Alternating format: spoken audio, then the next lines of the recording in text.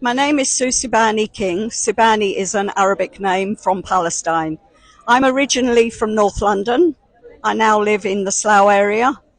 But when I was a teenager, I travelled to Israel being told that it was a desert that had been turned into the land of milk and honey by Jewish immigrants.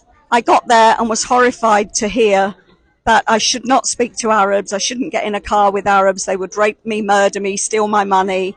And I was shocked because I'd met Arabs in Morocco on a holiday and they weren't like that at all.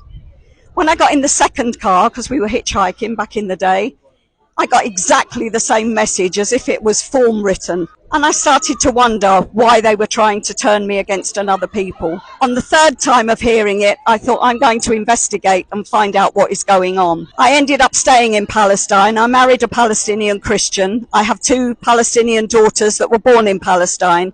And I lived there for 10 years and saw the apartheid as it was then, which is nothing compared to the atrocities and the apartheid that is going on now. And so for all those years ever since, I have been fighting this campaign.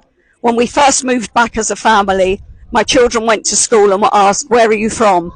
And they said Palestine. And people said, "Do you mean Pakistan?"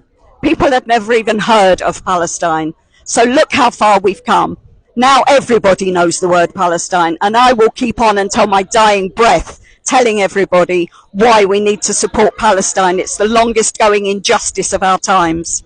If you could summarize the history, in a minute, what actually happened? Is it Palestinian land? Is it Israeli land? Okay, well, if you believe that anyone can claim a land from 2,000 years ago, I pity you, because if that's the case, most of us living in most of the world don't belong where we actually are and could all be kicked out. So that isn't a claim. If you listen to the Orthodox Jews, they also say that they are not supposed to have a land, that God didn't want them there. They're supposed to be dispersed throughout the whole world. So there's two reasons why Jews in Palestine was never a reason for them to go there. The whole thing was never about a Jewish homeland. It was always about a colonialist state. And the reason it was needed, as we've heard from Joe Biden fairly recently, if there was no Israel, we would have to create one.